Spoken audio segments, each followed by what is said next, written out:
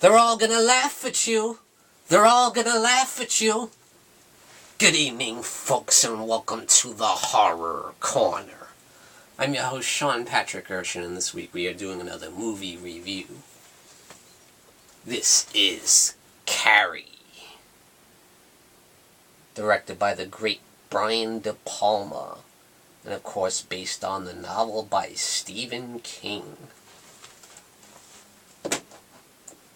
So the film came out way back in 1976. And what incredible direction by Brian DePalma. I think this is one of his best films and really shows his visual style, his very unique visual style. It's got a lot of these weird, like, split screens and seeing double of stuff, and very eerie the way it's directed, and just fantastic stuff. And you got a great cast here. You got Sissy Spacek in the role of Carrie White, and we all know Sissy Spacek is a well-established, fantastic actress, and this film is no exception. So young Carrie White is a teenager in high school, and she's getting ready to go to a prom and stuff, and her mother is played by Laurie in the film, and she's like this crazy, like, religious fanatic, this hardcore Christian, very extreme. And when you're too extreme about anything, it's a bad thing, and this is a great example of that. When you go too far with things, it's to the point where Carrie can't do anything. She can't go out and hang out with her friends and have a good time, or she's just kept locked up in her room. She doesn't know a whole heck of a lot about what goes on in the outside world, other than going to school, And, of course, all the people at school make fun of her because she's very quiet and reserved. And she's very naive, too, because she doesn't know a whole heck of a lot about the world and what goes on and how you're supposed to be, basically, because her mother keeps her locked up. And if she does anything like dare to hang out with her friends or dare to ask a guy out on a date, she's branded a sinner and an unbeliever, and basically like the devil, if you do anything wrong, And another thing about Carrie is she has telekinetic powers. Yes, she has the power of telekinesis. She can move things with her mind, and that's another reason why her mother is so hardcore and strict with her.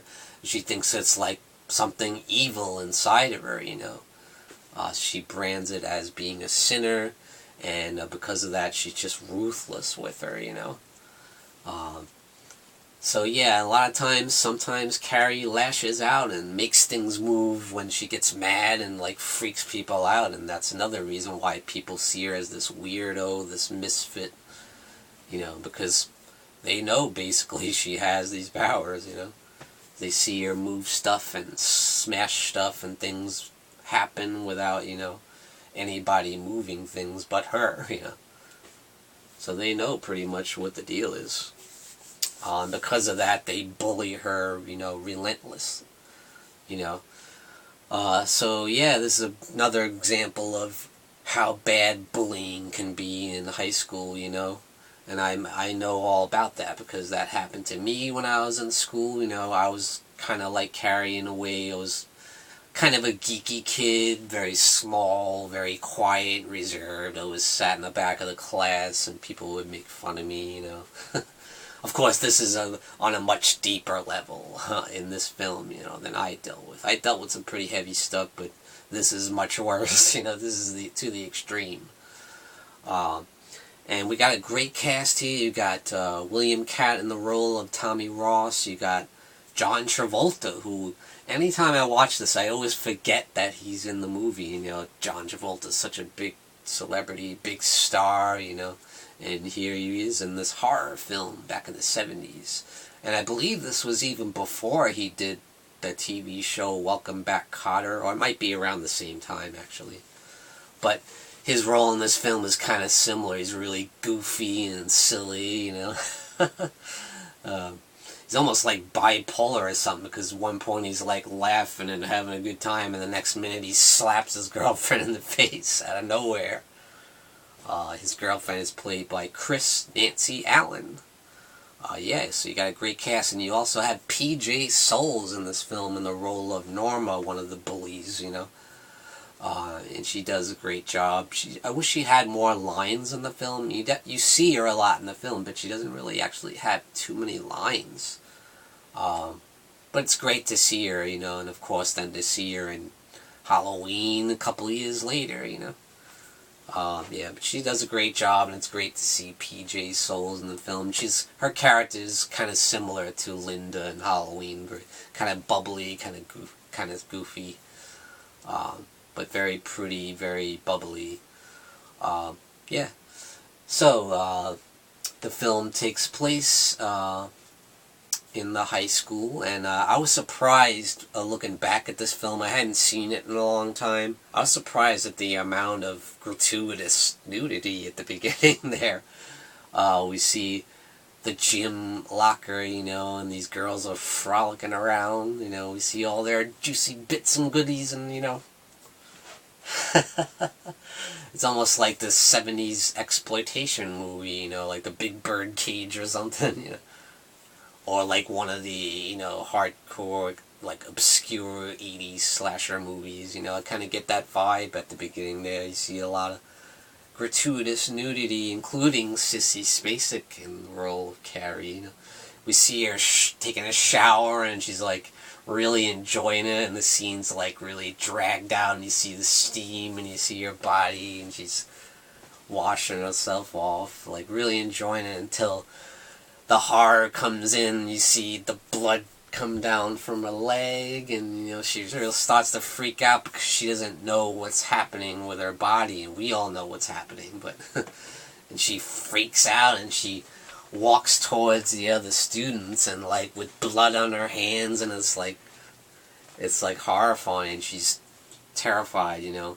And you see the gym class teacher kind of, you know, trying to get her to sort herself out, you know. She's trying to calm her down and trying to kind of explain to her that it's, you know, it's your menstrual cycle, you know.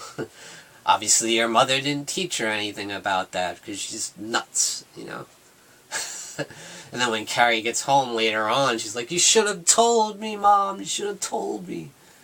But she just says, "Go and swear, go in your room and swear to the Bible, pray to the Lord, you sinner," you know. She's just nuts, man. She's completely batshit. But Piper Laurie deserves an Oscar for that role. She's just unbelievable. She's terrifying. She's scarier than Carrie with her telekinetic powers, you know. I'm more afraid of her than I am Carrie, you know.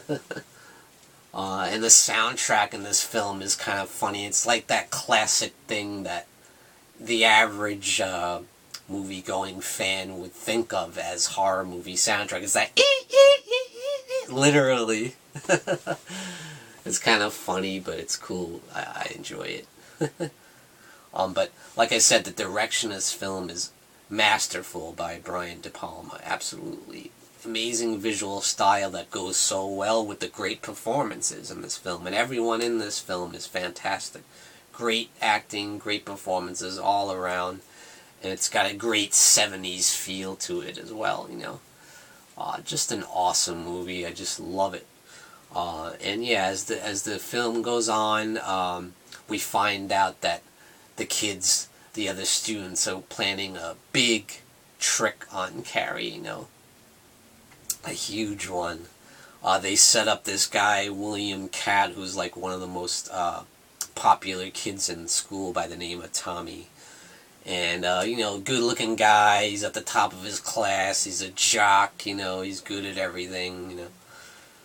And he's one of the most popular guys in school. So they arrange for him to ask Carrie out to the prom, you know. And of course we all know it's a big trick, you know, that they're going to do something bad with her, you know. We have no idea how bad, but it's bad. What they're planning. It's very evil, it's very sadistic what they're planning. Because these people aren't your typical bullies. They're to the extreme, you know. They really want to play a huge prank on Carrie and humiliate her and embarrass her in front of the entire school. And that's exactly what they do. They get this John Travolta, who plays the role of Billy. And he slaughters a pig, and you're like, what the hell's going on? And he takes an axe and slaughters this pig, and you see the blood, you know. Like, what the hell are they planning, you know? And what happens is, spoiler alert, I'm going to go into spoiler territory here. They set up this bucket of blood. Not just any blood, pig's blood. And they set it up over the stage. And they set it up so that when Carrie and young Tommy go out to the prom, and they have a great time, you know. It seems like Tommy is actually connecting with Carrie, that he actually likes her, because, you know, she is a pretty girl. You know. She's got some problems mentally, but she's actually a pretty normal girl when he finds that out, you know, as he gets to know her a little bit and actually goes to the prom with her. He kind of enjoys her company, you know, and it seems like they're having a good laugh, they're having a good time. And when it comes time to vote for who the prom king and queen is going to be, they vote for themselves, and they kind of have a laugh about, you know, we'll just vote for ourselves. And it turns out they actually win prom king and queen. And I think you know why, because as soon as they get up on that stage, you know what's going to happen, you know. And she just like shocked. She's like, "Oh my God, we won!" And when she goes up on the stage to get the award and to wear the crown of prom queen, and it's like all beautiful, and you hear this beautiful music, and she's just in her glory, waving to everybody with her crown on her head, and here comes the horror. They pull the bucket of blood, dumps on her head, and you better watch yourself. Watch out, because you know she has the telekinetic powers, and bad things happen. Boy, the bad things happen. And it's really scary. It's like terrifying, you know, what she does when she gets the blood dropped on her. One thing I noticed that was kind of a mistake in the film is when the blood first pours on Carrie, it really seems like she didn't get all that much on her. But then the next scene, she's caked, just soaked in blood. Soaked in blood. Soaked in pig's blood. How horror is that? But yeah, then she loses it, man. She just snaps, and then it's all over. You better run. And they start running, you know, as the carnage ensues, and she starts moving stuff with her mind and throwing stuff at people with her mind, you know, and making stuff drop on people's heads, and it's insane. And it's awesome. And by the time she leaves the building, there's nothing left but fire and ash, and the whole building is burning with everyone inside, you know. And as she walks down the street, is a really awesome scene when John Travolta's character and Chris, played by Nancy Allen, just happen to be driving by, and she just like whoosh, she makes the car overturn and blow up completely with them inside. You know, it's terrifying, and it's awesome, and the music is great, and the direction by Brian DePalma's just awesome. And yeah, she just she just massacres everyone in that school, and it's terrifying. Yeah, so I highly recommend Carrie for you guys. Based on the novel by Stephen King, directed by Brian DePalma from back in 1976. So whatever you do, run and buy Carrie. Starring Sissy Spacek, John Travolta, Piper Laurie, P.J. Souls, and Nancy Allen. I give it 2 devil horns up. It's a great movie to watch around Halloween time, which I just did, and here we are in October. It's Halloween, and everyone's entitled to one good scare. Thank you for joining me, Sean Patrick Erschen, in the Horror Corner. Tune in and stay scared.